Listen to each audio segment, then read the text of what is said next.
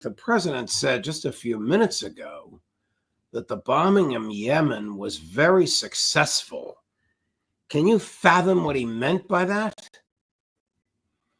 Well, first of all, I don't have their target list. I don't have access to the battle damage assessment, so I'm not in a position to provide independent corroboration of what the president claims or to be able to directly contradict him.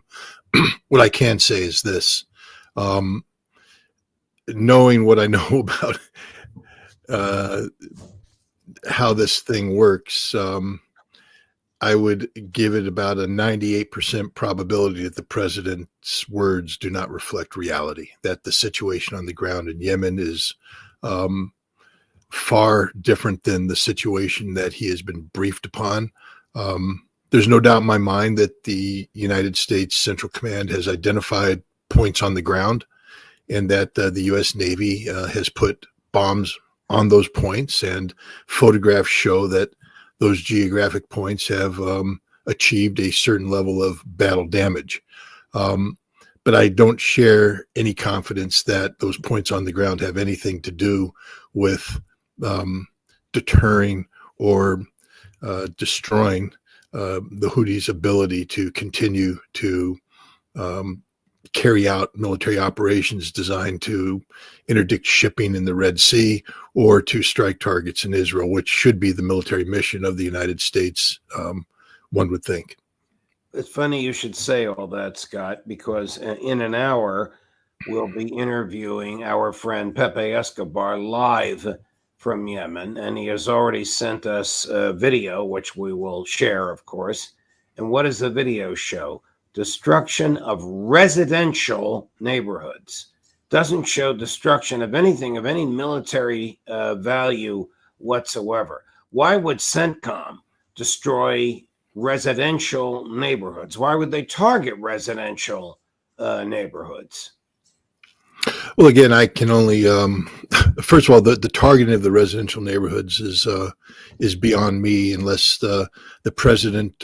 This president, President Trump, is notorious for creating liberal rules of engagement, basically untying the hands of the military so that issues of military necessity outweigh issues of collateral damage or issues of whether or not, basically, are you getting the bang for your buck? I mean, everybody knows in wartime, the civilians pay a very heavy price. But generally speaking, the military is supposed to review targets to determine that if there are collateral casualties, that those casualties are commensurate with the military value of the target being struck. In the past, I have to tell you that the United States, at least when I was in, we would not knowingly strike a target that we knew were going to result in significant civilian casualties. We would deliberately avoid that target. Where accidents have been made, mistakes have been made, and of course, civilians have died in large numbers. We struck a bomb shelter in Adamiyah in Baghdad during the Gulf War, killing hundreds of Iraqi civilians. But again, that was a mistake, an accident. Here, they're striking targets. Knowing what I know about Middle East procurement, and a lot of the targets that are being struck, I believe, are related to the Houthis' ability to procure materials from abroad. So you'll have export-import companies that will operate under various fronts for Yemeni intelligence, and we get a smattering of data here and there, and then we build target sets. I can tell you in Baghdad, as a weapons inspector, I inspected a number of facilities that were located in the middle of residential areas. Many of them were former homes that had been converted to export-import groups that were responsible for buying military equipment from abroad. It's the paperwork. It's where the offices are. The equipment's not there. What I'm thinking is that, first of all, I don't think the United States has a tremendous amount of hard targeting. The Yemeni have been doing this for a long time, since the Houthi have been doing this since 2014. They've been working together with the Iranians. The Iranians are experts at going underground. I can guarantee you whatever target deck we had about the Houthi or Yemeni armed forces and bases and such is no longer valid. It's been shuffled several times as the Houthi seek to relocate they're relocatable targets. So I would imagine that our intelligence is out of date. I would imagine that as we bomb targets, we're desperately looking for new targets. So we pull up old intelligence that points us to places on the ground. A lot of times I went to inspect a facility that we thought was a export-import control, only to find that it had been shut down a year prior or 6 months prior and moved to a different location. Our intelligence doesn't update the target list, and as we expend targets, and we've been bombing for a long time, we run out of targets, I can tell you that. And so we go and we scrape the bottom of the barrel. So we're bombing targets that we have no confirmation. I can also guarantee you that our intelligence on the ground in Yemen is uniformly poor. The Houthi are a very insular group. We do not have the kind of penetration into the Houthi society, into their leadership, into their industry necessary to produce the kind of targeting that would be conducive to real-time targeting of value. So I believe our target decks are crap, excuse my language, and that we're blowing up targets that don't exist, that are incorrect. We know this because we're killing a whole bunch of civilians. We're blowing up a whole bunch of targets that have nothing to do whatsoever with interdicting the Houthis' ability to fire missiles. And these are what we call, relocatable targets, mobile relocatable targets. Historically, we have tremendous problems striking these. During the Gulf War, that was my war, was to try and hunt down and kill Iraqi Scud missiles. And I can tell you, despite diverting thousands of sorties and putting men on the ground and all this, we didn't kill a single one. And that's what's happening today. We're not killing anything except innocent civilians. Well, first of all, let me just start off by saying that Iran is a signatory to the Nuclear Non-Proliferation Treaty and is obligated by law and by its own commitments not to have a nuclear weapons program. And as we speak, Iran hasn't been shown to have a nuclear weapons program. In fact, the International Atomic Energy Agency, even though it decries Iranian non-compliance, it's non-compliance with an inspection regime that was, attached to the Iran nuclear deal, which is no longer in place. So when the IAEA says Iran is in non-compliance, it doesn't mean that Iran is actively pursuing a nuclear weapon, but Iran has developed certain capabilities which, according to Iranian officials' own statements, could be brought together in a very short period of time to make Iran a nuclear capable state. And this is what Donald Trump and, of course, Israel are worried about. I will say that in my personal experience in negotiating with people from this region, that the Trump administration is taking the absolute worst approach. The Iranians will not back down. They will not concede to threats. I do believe that there's a window of opportunity there to get Iran to agree to reduce its uranium enrichment program, which would alleviate much of the concerns that Israel and the United States has. But we're taking the wrong approach. And so this will lead to confrontation if we don't change course. What will Russia do? Russia has a strategic framework, a security framework with Iran, but it's not a treaty. There's no Article 5 NATO-like protection where Russia will extend it to.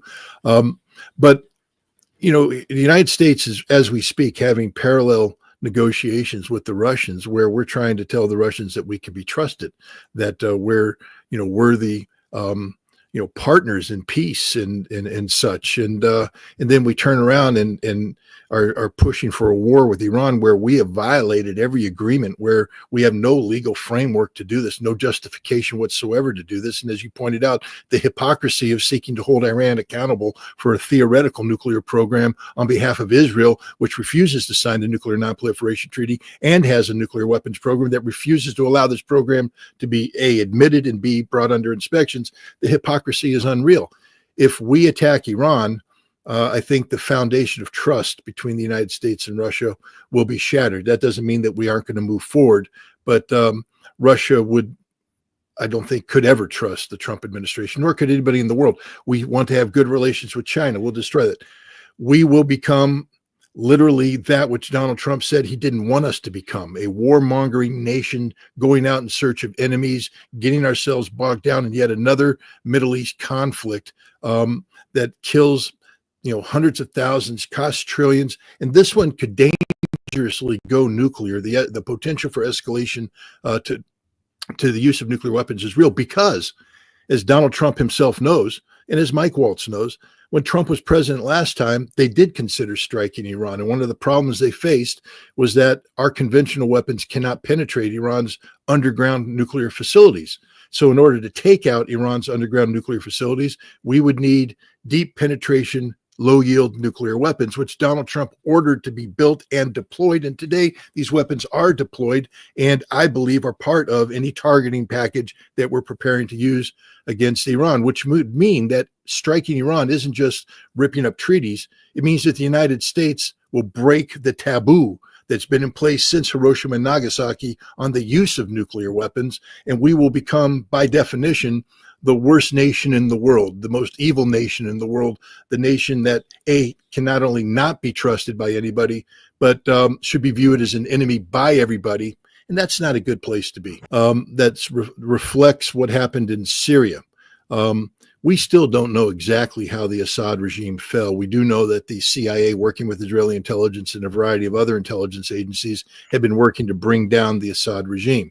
We also know that the CIA, with Israeli intelligence, British intelligence, others, had been working for decades to bring down the regime in Tehran. We know that in 2023, the summer of 2023, they actually executed a regime change plan, bringing a number of various groups to rise up against the regime after the death of the Kurdish girl in police custody. I spoke with former President Raisi in September of 2023, and he said that that uprising was the greatest threat to Iranian security since the revolution, since 1979.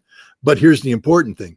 They beat it. They gathered together, they rallied, and they defeated it.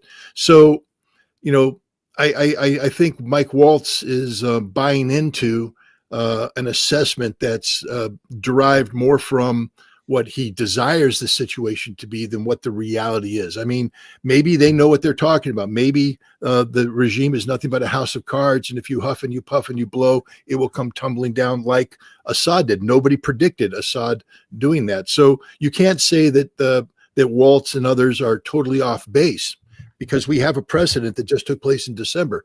But what I would say is that it's very dangerous to predicate your aggressive stance on Iran on the notion that this regime will collapse, because the history shows that it didn't collapse, and they have a lot of weapons. This isn't Syria, weakened nation, weakened military, etc. This is Iran with significant military power capable, as they've proven, of A, striking and destroying any American military base in the region. I just have to bring up the Al-Assad air base that got hit with a dozen precision-guided missiles that hit exactly what they wanted, and had the Iranians not warned us about this attack, would have killed hundreds of Americans. And Israel knows that their air defense shield doesn't work. The other thing is Mike Waltz is perpetrating yet another Israeli hype, which is that Israel somehow destroyed Iran's air defense systems in their brief little limited strike in the aftermath of True Promise 2. No evidence has been put on the table to back this up.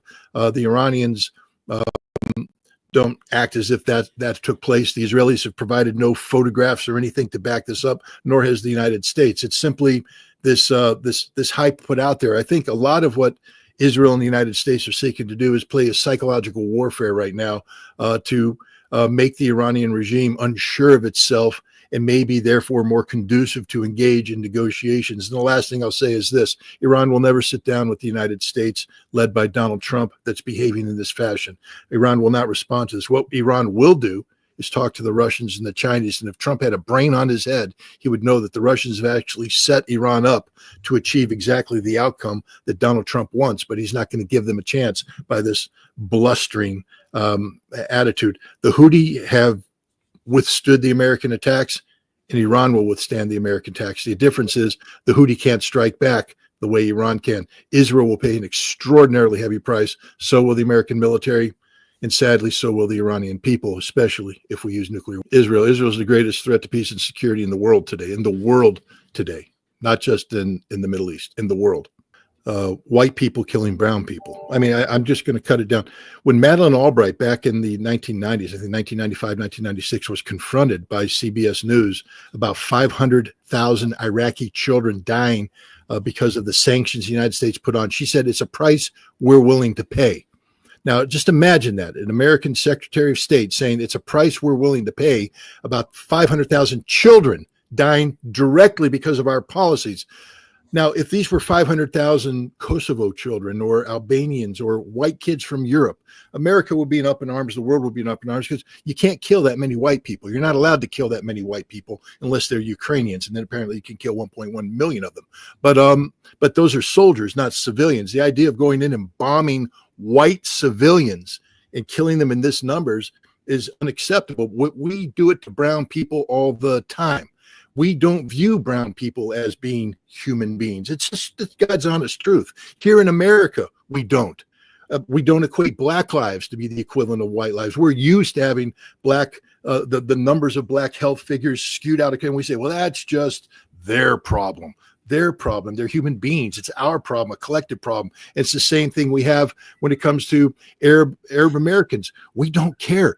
We can slaughter them by the millions, and we don't care because, my God, and I would sadly say if we ever went to war south of the border, we have zero regard for Mexican lives or any brown lives. If you're not white, your life doesn't count. And I'm just being blunt, straight up honest. The American people can get mad at me and say I'm wrong. Look in the mirror and tell me I'm wrong. Tell me that deep inside your heart that a dead brown person doesn't move you like a dead white person does, because we are an inherently racist society, because we still believe in white supremacy. We still believe in the exceptionalism of being white, that somehow we are superior to others, and we're not. We have had the benefit of history. We've had the benefit of opportunity to where we do populate the upper tiers of society. But that's not because the color makes us inherently better. It's because the color has been attached to policies that have put the other people down, allowing us to rise to the top. And it translates into foreign policy. We would not allow Americans to bomb white people the way we're bombing Yemenis. And we wouldn't allow Americans to talk about putting nuclear weapons on nations populated by white people the way we're talking about the potential of nuclear. And I have to tell you, the whole Iraq experience exposed the racism of the United States. We just allowed that nation to be eviscerated, gutted, slaughtered, murdered, and nobody blinked an eye. The numbers just didn't cause any concern on the part of America. 500,000 Iraqi children. That's a price we're willing to pay. And if any American is okay with that or doesn't condemn it, we now know what the problem is. Right. If we said we're going to turn Odessa into the Riviera, we'll just find a way to put those 5 million white Ukraine. We'll displace them. We don't care. Wouldn't happen. We don't treat white people the way we treat brown people. Judge, we've been preparing forever. When I was in the Marines back in 1985, the summer of '85, I got a commendation because I rewrote the combat intelligence plan for the war plan to go into Iran. The war plan that we executed during Desert Storm was a modification of the war plan that would be used to flow in military equipment if we were, for instance, instead of landing in Saudi ports, if we were going to land in Bandar Abbas or Chabahar after forcefully taking them. We've been planning this and updating this war plan forever. It's one of the oldest war plans we have on the books. It's right up there with Korea. And, so yeah, I think the problem is we don't have the resources to execute. I can guarantee you we don't have the resources today to execute the war plan that I was working on back in the 1980s, because that required hundreds of thousands of American forces to be flowed into the region, thousands of aircraft, ships that we don't have anymore. And that's one of the problems, is that we're preparing for something that we can't execute properly. And Trump, again, was briefed on this back when he was first president. He was threatening to bomb targets in Iran. He was told by his Secretary of Defense at that time, Mattis, that if he bombs them and it becomes a regional war, the United States, in order to prevail, would have to deploy 400 to 700,000 troops into the region that we don't have. It would take months, if not years, to mobilize those troops. And then we'd have to bring them into the region. And again, I want to remind people that we went to Desert Storm, or even when we invaded Iraq in 2003, our troops offloaded on the ports that weren't under fire. We landed at airports that weren't under fire. Trying to move hundreds of thousands of American forces into the Persian Gulf region today, every airfield we would land in would be destroyed or under attack. Every port facility we tried to offload on would be under missile attack. Our ships would be attacked as they closed in. A completely different scenario. So, yeah, I think we're preparing for war, but I also have to say we're not prepared for the war that we're preparing for.